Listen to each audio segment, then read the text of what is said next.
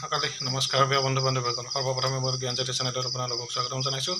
আজি আকৌ এটা ভিডিঅ'তে মই আপোনালোকৰ ওচৰলৈ আহিছোঁ। আজি মই এনেকুৱা এজন মহিলাৰ সৈতে চিনাকি কৰি দিম, যিজন মহিলাই এনেকুৱা এবিধ ঔষধ দিয়ে যে তেওঁ স্বয়ং নাৰায়ণৰ পৰা পোৱা বুলি কৈছে, আৰু কিছুমান নিয়ম নীতি আছে, যাতে এখন কালিকা ধানো আছে, তাৰো কিছুমান নিয়ম নীতি আছে। তেওঁ এই গোটেইখিনি লৈ তেওঁ এটা এনেকুৱা ধৰণৰ এটা চিকিৎসা কৰে, যিসকলে আজিলৈ সন্তানহীনতাত ভুগি আছে, বহু বছৰলৈ সন্তান পোৱা নাই বা সন্তানৰ বাবে বিচাৰি আছে। তো তেওঁৰ সৈতে আহি কিছু কথা পাতি তেওঁ দিয়া কিছুমান নিয়মৰ সৈতে আপোনালোকে সন্তান প্ৰাপ্তি হৈছে আৰু বহুতেই পাইছেও, তেওঁৰ পৰা প্ৰমাণ। তো আজি মই সেইজন মহিলাৰ সৈতে কথা পাতিম আৰু তেওঁৰ বিষয়ে তেওঁক মই চিনাকি কৰি দিম, আৰু তেওঁ কিছু কথা পাতিম যে তেওঁ কি ধৰণে কি কৰে।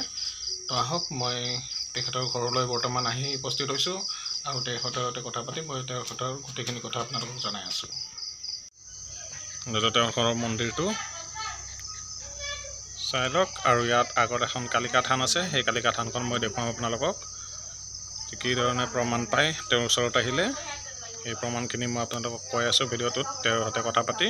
প্ৰথমতে তেওঁ মোক ঘৰৰ মন্দিৰটো দেখাই দি আছোঁ, আৰু পিছত মই যিখিনি আছে তেওঁ বাহিৰৰ যোনটো কালিকা থান বুলি কয়, সেই কালিকা থানখনৰ বিষয়ে মই আপোনালোকক ক'ম। মণিকোট তেখেতে ইয়াৰ পৰাই এইখিনি পাইছে। তেখেতৰ মণিকোটটো মই দেখুৱাই দিছোঁ আৰু তেখেতৰ সৈতে মই কথা পাতিম। মণিকোটটো চাই লওক, তেখেতৰ যিটো মন্দিৰটো ঘৰুৱা মন্দিৰ।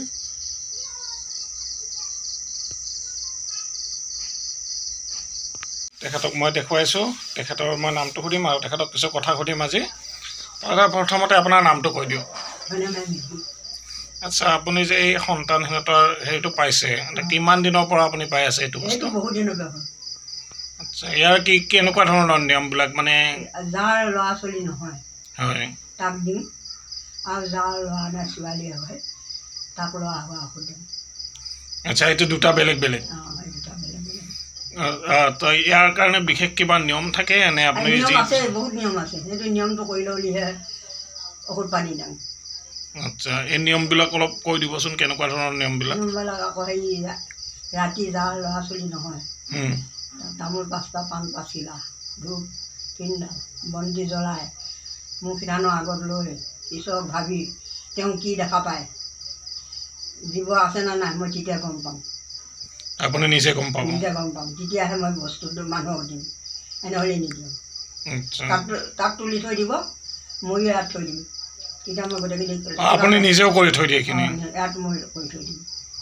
তেতিয়া কিবা লেঠা পেঠা আছে, কিবা আছে যদি তেতিয়া ধৰা পৰিব। আচ্ছা, হ'ব, এইটো হ'বই তাৰমানে আপোনাৰ?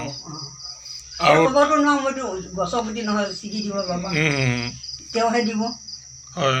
আকৌ যাৰ সতি সন্তান নোহোৱা, সেইটো ঔষধো দাম খাবৰ কাৰণে। আচ্ছা, কিছুমানৰতো একেবাৰে নহয়, বহুত ডক্তৰক দেখুৱাই বা বহুত জেগাত ঘূৰি ফুৰে, তো সেইবোৰৰ হৈ যায় নে নাই আপোনাৰ? সেইবিলাকো হয়। যদি ভাগত আছে, তেওঁ যদি ৰাহিয়ে মিলে, তেওঁলোকৰ হ'ব। 12 বছৰ 15 বছৰ হোৱালৈকে নিদিছোঁ, তেতিয়াও মানে সফল হৈছে? বাপা। আচ্ছা, আপুনি আকৌ কিছু কথা কৈছিলে যে কালিকা থানৰ কথা কৈছিলে।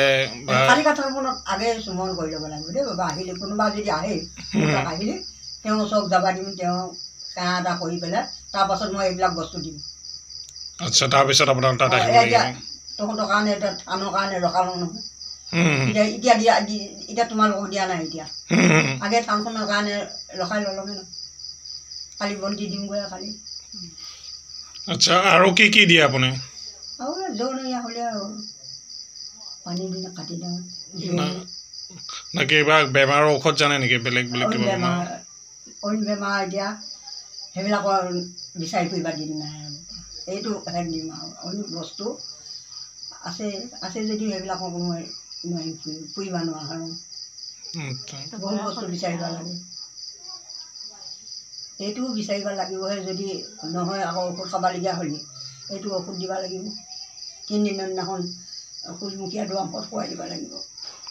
মই আপোনালোকক কথাখিনি জনালোঁ যে কি ধৰণে তেওঁ কৰে, আৰু তেখেতৰ সৈতে যদি কথা পাতিব বিচাৰে তো তেখেতৰ এই এড্ৰেছলৈ আহিব পাৰে। তেখেতৰ থাকে মৰিগাঁৱৰ পৰা এইখিনি কয় আপোনাৰ তেলাহী। তো তেলাহীত আহি আপুনি তেখেতৰ নামটো অলৰেডি ভিডিঅ'ত কোৱা হৈছে, ল'ৰাজনৰ নাম মাধৱ, এই হিচাপত ক'লেও তেওঁলোকক ঘৰটো দেখুৱাই দিব।